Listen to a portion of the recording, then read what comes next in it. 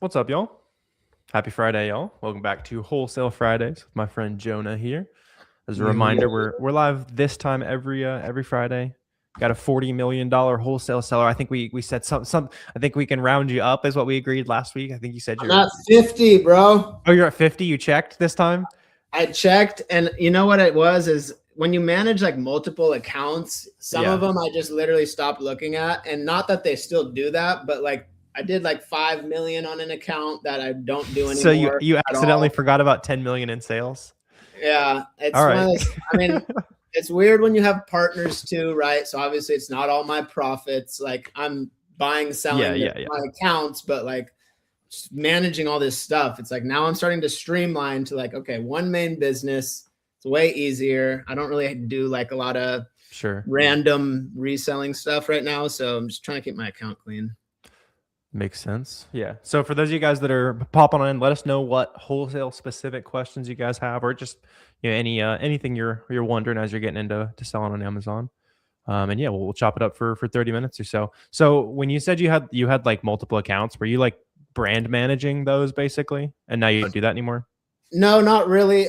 So my first ever account, I've told this story, you know it, Warner, but like started as a 15-year-old at high school, underage, my mom's account, individual seller account, didn't really, was just buying and reselling very random stuff. After like 7 or 8 years, I transitioned that into an LLC. So that account was like very niche specific. I was working in a very specific niche. And this is like advice to you guys too. If you're going to get into wholesale and thinking about working with like multiple niches, don't limit yourself to like a ABC Shoes LLC or like, Yeah. Craig's Bicycles LLC. I Because sell orangebicycles.com. yeah, it's like, Yeah. all right, I did a lot of bicycle stuff, but then when I started to expand and work with more brands, it was like, why am I working with you? So I, from that, launched a new LLC, became more of like a generic, just I work with anybody. But right now it's not like my brands accounts. They literally are my accounts. It's just I find the brands, or I'll find a distributor. Like I have distributor partners, a brick and mortar retail partner. So then I'll leverage them to get access to more brands. Yeah. One of the accounts I run is for a brick and mortar store. So I run it, I own it, I do everything. I just give them a kickback. And the big purpose there was, hey, you guys are a brick and mortar store. You already work with distributors and brands. You sell a decent amount in stores. Why don't we try to do this online too? And it gets over that hurdle of like, hey, do you have a brick and mortar store? Right. That so Yeah. many suppliers Did will you did you already know that like store owner that you worked that deal out with? Yeah, Yeah. 100%. Very close family. And it was one of those things where I just knew they had products, but I didn't know what they had or anything like that. And talking to an owner, bumped them, you guys should sell on Amazon. Like I'm starting to do it. It's going well. They weren't up for it, right? It's just bandwidth issues. It wasn't Yeah. like risky or anything like that. They just didn't have the bandwidth. So I literally took my seller amp, walked in their store, scanned the items, and I listed them FBM. So they were And then you take it up to the front and you've already sold 10 things. So like, all right, yeah, let's I was talk. selling it online and then I'd go in the store, pick it up and just like, mark it out of stock.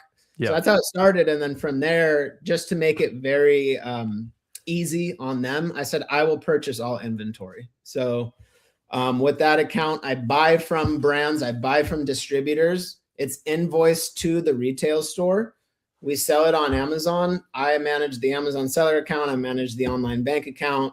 And kick the owner profits. So he loves it. And with Cool. those brands that they already have been buying from, a lot of the times we actually got them better pricing because we increased the order volume too. So Oh, true. Yeah, because it's like very mutually beneficial. Yeah, yeah. I actually did that. One of my friends owned a gym. He doesn't anymore, but for a while, I worked with a supplement company. They're like, "Hey, do you have a physical store?" And so I call my buddy. It's like, "Hey, you sell supplements on the front counter, and you want to work something out here?" And we did something very similar with like a supplement brand that I wanted to buy from. Exactly. That's what Yeah. Kaj does too. Kaj had a gym and he landed a supplement brand. Yeah. Same exact way. Yep. So go try to make friends with your the guy who owns the gym you go to, and maybe you can you can turn it into to making some money together. Let's see. Wesley on Instagram, he said, "Are you doing wholesale or brand direct?" So you're mostly brand direct now, right?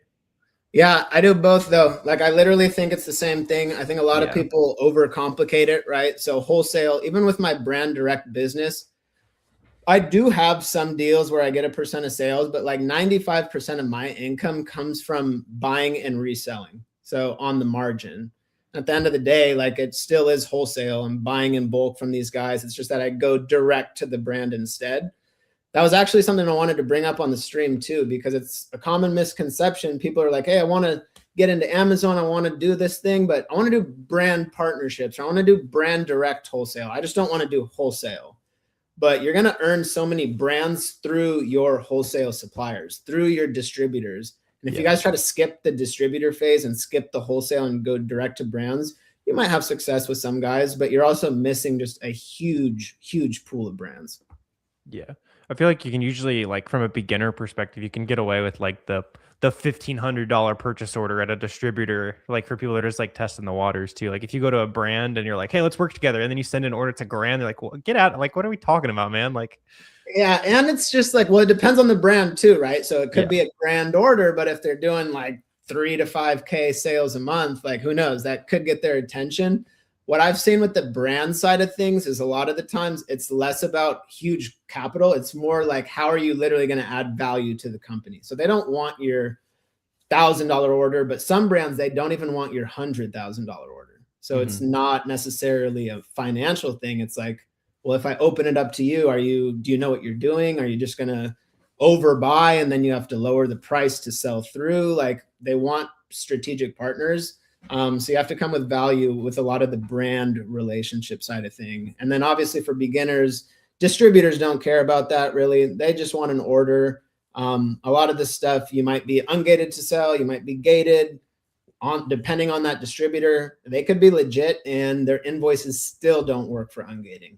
So it's just like part of the game. You got to navigate as you go. But I think it's great to start as wholesale. And then as you find those brands, like pick it up and try to earn an exclusive deal or at least something more direct. for sure. What's up, Josiah? Josiah said, what's good, goats?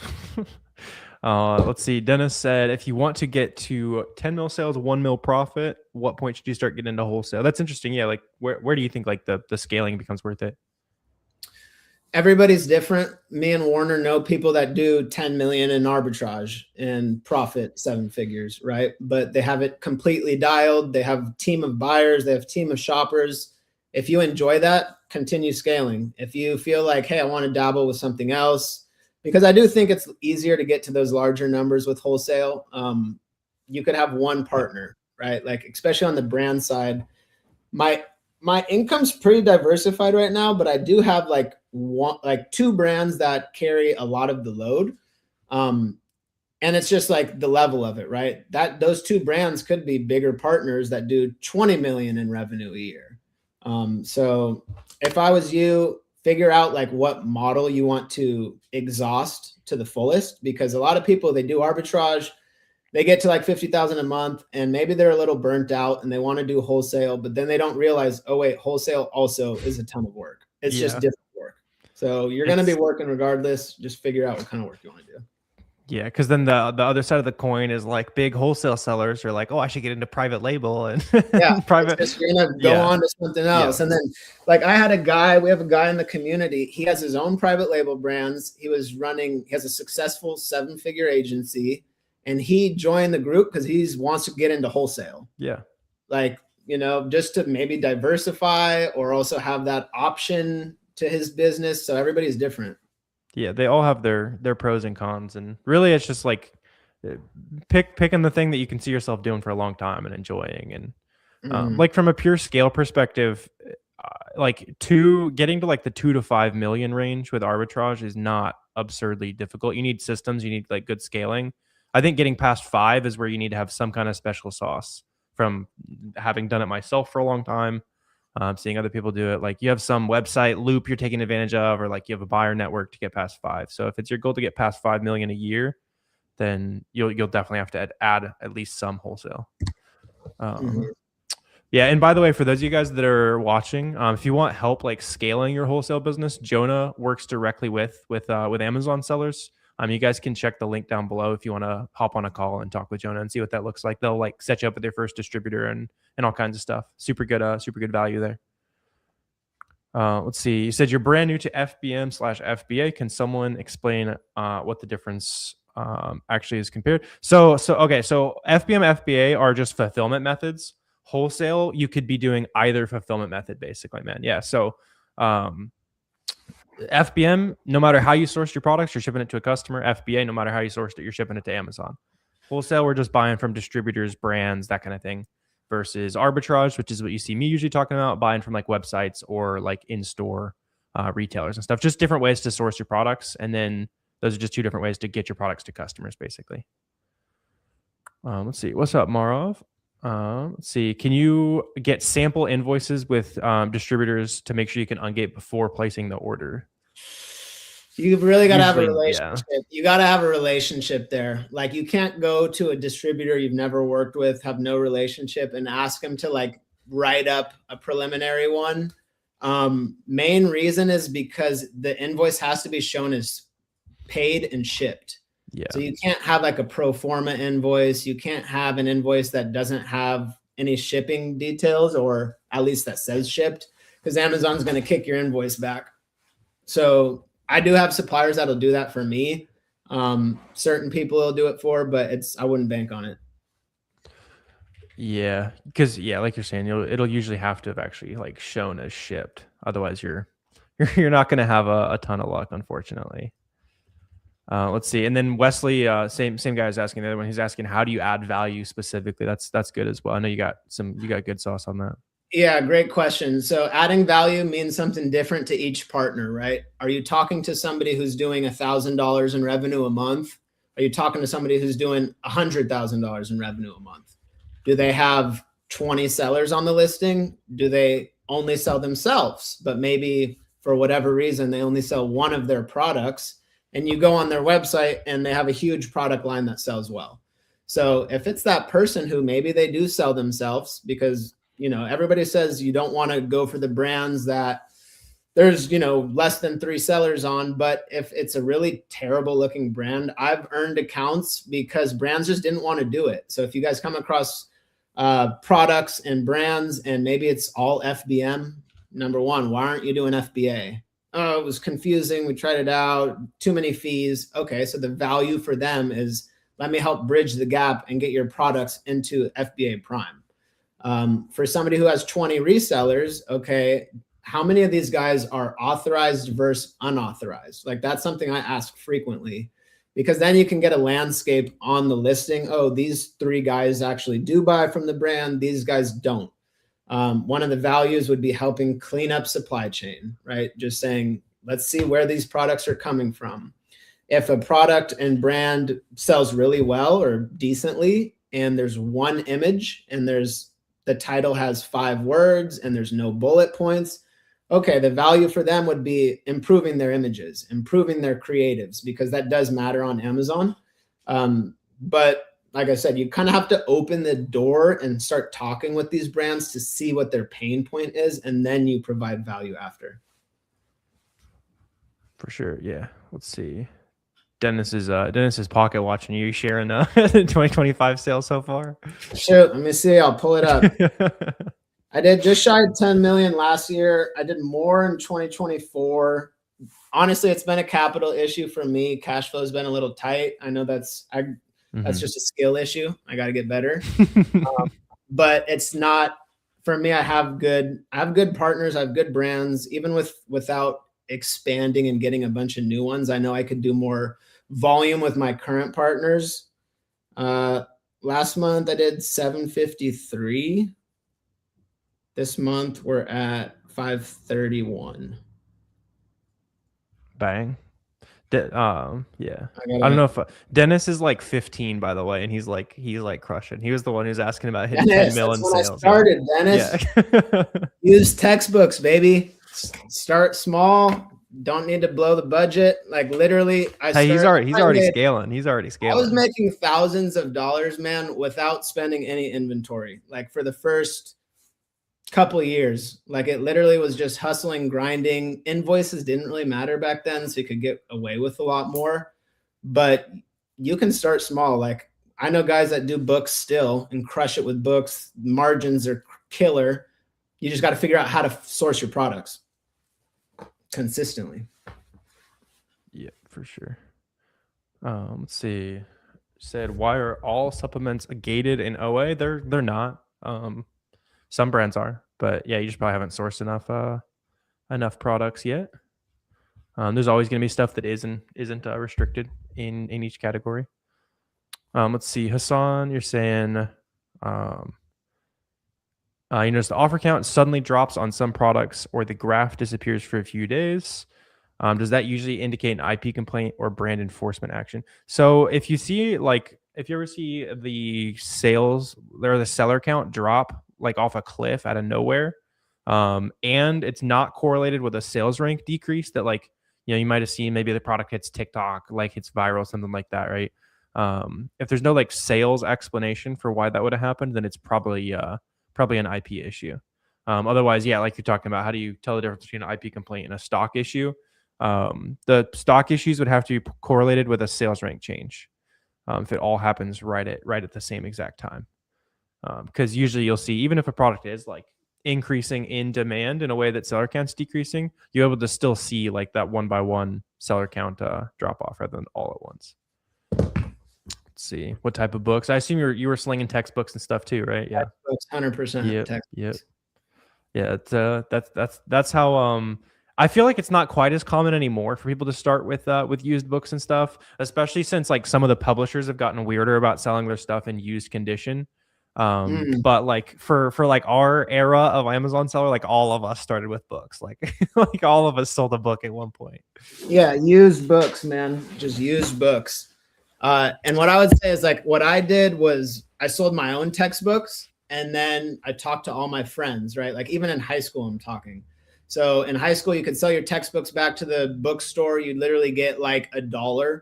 They're just turning around and selling it next semester to the next guy, right? So I realized I'd scan it on Amazon and I saw it was going for a much higher price. And I would just pay my friends more than what they were getting from the bookstore. And I actually did that in college too. Very cool. Let's see. Oh, a couple questions. There was a good one, but I might have lost it. Let's see. Oh no, it was earlier from Mad Mood. So he's saying, just got signed up with a couple distributors. So you did the hard part, and now you got a bunch of products. Like what are you filtering for? Nice. So you just signed up with a couple of grocery distributors. So how many products and brands? Where do I begin? Yeah, so it definitely is going to be a lot at first when you first start sourcing and scanning. If you have any arbitrage background, that comes in very handy here, right? You're going to be constantly searching through these products. If you have a UPC scanner, upload it there. If your supplier has an Excel or CSV sheet with UPC codes, there are software. Does SellerAmp do this too? Do you have a UPC scanner? Not not at the moment. I can't. Yeah, not yet. We got a lot of fun stuff coming for you guys, but no, but there's a couple companies out there that do it. I don't use one right now, so that's why I'm not really sure on which. Yeah. I use Scan Unlimited like back in the day. No, I think it still works and is a fine company, but all you got to do is literally take your Excel sheet, upload it into whatever software, and it'll spit it out, but you're going to miss a ton of products that way. So like the best way to source is still manual sourcing. Yeah. I know it sucks. I know it's going to take a long time. We utilize virtual assistants to help us with this, right? But you obviously have to have an eye of what you're looking for. But at the bare minimum, even with SellerAmp, they can take all those products and as they're sourcing them, export it into a Google sheet. So what I do, a lot of suppliers, they don't have an Excel sheet. So let's say you don't have a UPC scanner. You might get a B2B login where you just have access to brands. One by one, you're going to have to find it on SellerAmp or AZ Insight, whatever you use, export it to a Google sheet, and then place your order that way. So it is a lot. There's other ways you can do it too. Like if you have a big distributor and they have tons of brands, you can use something like Smart Scout, search brand by brand, and then just dive through that supplier, each brand. Yeah, just like go to the usually within like 5 or 10 items on a sheet. You can just like search the item. You'll see like, oh, the brand's on all these, Amazon's on all these, that kind of thing. Like you can pretty easily like figure out, oh, this brand, there's 8 sellers on this listing, there's 3 on this one, right? And then you're obviously going to look a lot deeper on the ones where there's a little bit of potential. Just because like especially with wholesale, it's way more important to find like the multi packs and the shampoo plus conditioner pack and like that Mhm. style of listing than it is just to like plug in a scraping software. Yeah, like you're only gonna find the like the crumbs basically. You're not gonna find like the really good items with a scanning software typically. Yeah. Just think Let's see. about like doing this step more than everybody else, right? So if everybody only plugs it into the scanning software, well, it a lot of times it misses bundles, it misses misbranded listings, like things like that, to where that's why sometimes those golden nuggets are the ones that take a little bit more work. Yeah. Let's see. What's that, Romy? He said if Amazon is dominating the listing, does not share the buy box, would that mean you could work if you sell for a lower price than Amazon? So sometimes you can undercut Amazon for sure. A lot of times they'll follow you down. So personally, I'd want to see a history of other people undercutting Amazon and then Amazon not following them to take a chance on something like that. Good question though. Let's see. Ashley's got a good one for you. Can or should you work with an LOA from a distributor? Like to have a brand auth for ungating? It's better than nothing, that's for sure, especially if it's a legitimate supplier. Um, you'd like to have a brand auth. Yeah, brand direct is always going to be the safest way. If you run into any issues, it's always the safest, ungating safest. But with distributors, I mean, distributors work very closely to brands. So every distributor is different. Some distributors actually own their own brands or have like full on exclusives to where you wouldn't even realize, but the brand, I mean, the distributor basically has more control than the brand. So the brand kind of just works on branding and marketing, and then they sell to this one channel and they have no idea what happens after. Yeah. Yeah, just from like the ungating perspective, you're probably not going to see any different success rates, by the way. Maybe even lower in wholesale unless you're buying from the brand directly or like I Right. don't know, like a huge distributor. Just because they've seen Target before, they might not have seen the very legitimate supplier you're buying from, even if they are legit. And what will happen is you'll get a kickback from Amazon and they'll say, hey, thanks for this, but we're actually going to need your supplier's invoice, which then makes it that much harder, right? Like once again, you got to have the relationship. Certain brands, if they obviously buy from the manufacturer, maybe they'll give you the invoice, but a lot of guys in wholesale will not give you their supplier's invoice. Yeah, I mean it makes sense because like they're Yeah. like this guy's just making this up and he wants to go buy from who I buy from and cut me out of the picture. Let's see. Yeah. Dennis said 1st December, 16K sales with like 10 listings. That's what's up, man. Did some in-store pickup. Yeah. Didn't have time to prepare. This year should be higher. I like it. That's Good awesome, man. work. Yep. That's I mean that's what it is. You found just like a little like you found one brand, 10 listings, just figured out to Yeah. go pick it up in store and it's I mean 16 grand. Like that's awesome. Mhm. And run it as long as you can, right? Like this is about cash flow in this business too. So if you want to get into like bigger buys down the road, you want to have more of that nest egg, right? To like be comfortable with. If you have a Gap or a Target local to you or whatever it is, and that's how you are getting profitable goods, like expire that to the max. Gotcha. Okay, this is an interesting one from Instagram. Somebody said they have a retail shop and a good amount of capital to spend on a brand, but when they reached out, their brand says they're not working with new sellers. So it sounds like they're like decently positioned. They have like a true retail store like that. Mhm. What would you say there? Not working with new sellers. So they already have their group of sellers. How many sellers are there? What are those sellers doing for you right now? That's where you spot holes in the brand, right? So if I'm contacting a brand and they have one image on their product and the listing looks horrendous, but they have their Amazon sellers, like what are they doing? They're just buying and selling it. So I always position myself as, yeah, I'm a distributor, wholesaler, but I also do services for brands too. So like I want to help improve this listing. You have your Amazon sellers, but why does the listing look so bad? Why are you guys not running any ads? Why is this product out of stock? Whatever it is, find an angle to get in. Yeah, for sure. That is interesting though. It sounds like you're nicely set up. Having that retail store will be a huge advantage. Huge. Like kind of like I like to talk like everyone has one small thing, even if it's very small, that gives you an edge over the average person. That's not a small thing for you to already have a retail store. That's a big built-in edge based on like life you already got built basically. Congrats on the store too. That's cool. Yeah, it's just like another channel too. Like you are already seeing, you're well positioned, you have suppliers. When I started with my brick and mortar store, and this is how a lot of Amazon sellers operate, both arbitrage and wholesale when they're getting started, it's like kind of don't ask, don't tell, right? Like if you open the account, you see the price sheet, maybe there's 20 sellers on the listing, like maybe you don't bring up Amazon yet. Don't ask, don't tell, but you might get slapped on the wrist later. So it's like that shelf, that lifespan of each brand. So with my brick and mortar store, I listed everything they had access to, everything in their store. I asked the owner, I said, give me every price sheet you've ever had, any trade show you've ever gone to. We started scanning and sourcing through everything and slowly was building up their catalog. And then some brands would say, hey, no Amazon. And I would say, why not? And then we'd get into that conversation, right? And some brands would be hard, sorry, no Amazon. And you take it off and you sell through and you move on. Other brands, they don't say anything. What I like to do is earn that relationship closer. So I actually like to bring it up eventually. We're already buying your products. I see it selling on Amazon. Do you guys have somebody managing that account, or is it kind of a free for all? So through my brick and mortar store, I mean, I earned 2 or 3 brand directs, not fully exclusive, but like I'm on the brand registry. They were ordering from the brands for like 10 years already, right? So it was just like, let's increase the orders, and the volume significantly rose. That's awesome.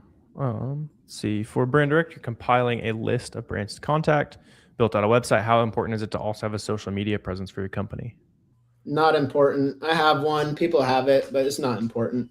I would say LinkedIn is a gold mine if you can do it properly. I haven't been that active there, but that's a great way to like talk about your business, talk about your company. LinkedIn's pretty professional. You're going to find a lot of decision makers on there too. So like as you're scraping brands, go to LinkedIn, find the director of sales, find the CEO, owner. Depending on the size of company, you're going to find people that work for that brand. And then as you start to do outreach, this goes for any business. It's always best if you have some sort of content, right, that they could fall back on. So if you go and DM somebody, hey, love your products, you working with anybody, e-commerce, whatever it is, and they click on you, it's better to have, something on your business there. But it's not mandatory at all. Yeah. It sounds like you're on a good trajectory there though, Matt. I mean, been getting some distributor lists and all that kind of stuff. Mm-hmm. Yeah, and like with LinkedIn, like depending if it's like a really big company, go to the sales guy, go to the guy who wants to just run up a commission check, like right. That's why sometimes it's like don't ask, don't tell, because I've literally had sales reps for the brands who are like, yeah, you're not authorized or unauthorized, so I think it's fine. And he's sort of commission too. He's like, don't let my boss find out, is what that means basically. Yeah, and then every brand's different. Like some of those ones, it's literally been 5 years, and obviously they know we sell e-commerce. They just don't care. It's just that's part of the game. Yeah, let's see. Kind of limited on capital. What's the best ways and advice you have to get capital? So myself and Warner, while we promote this business, this was not our first entrepreneurial journey, right? Like you can hustle and earn money without needing to spend money. I flipped stuff on Craigslist and Facebook Marketplace for years. I know that's still profitable. Like if you're somebody who doesn't have capital and you literally go to Facebook Marketplace, the free stuff, some stuff on there can be resold for $20 to $100 and more. I did that in college with my wife for years and built up not a ton of money, but like I didn't have money. So getting anything was great. Enough to like get the and you're 15 years old. Like don't overthink it. Don't waste your whole time trying to get money, but like you already have that thought in your mind. Just think about, what is kind of going for low that I could sell for high. And a lot of the times it's furniture, free stuff online, do that. And then textbooks. Yeah. Any Spanish channels you recommend? Yeah, Super Sellers Pro. Look up Yeah. Juan there. He's awesome. Juan's a beast. Yep. Sweet. Okay. Awesome. I think we got a lot of good questions and stuff answered today. Hav, just reach out to support at SellerAmp on that. I'm not super sure what you run into there on way up, but yeah, awesome. Appreciate you hopping on here, Jonah. If you guys are like a lot of good wholesale questions, all that kind of stuff. Once again, if you guys want like help, you want to work with Jonah directly, have him like help you find distributors, hop on calls, that kind of stuff, more like wholesale expertise. I'll drop a link in the comments or in the chat right now. You guys can go book a call with Jonah and chat what that might look like there. And yeah, make sure you guys follow him on all socials as well. He's always posting a bunch of good free value and stuff, even though he might be flexing on us sometimes. It's okay. No, never. Solid questions, guys. Really good questions. Yeah. Follow me on socials. You can always DM me and ask me any questions. I respond to everything personally. So thanks for having me, Warner. Awesome. Yeah, you guys have a good weekend here, and we will see you guys again next time.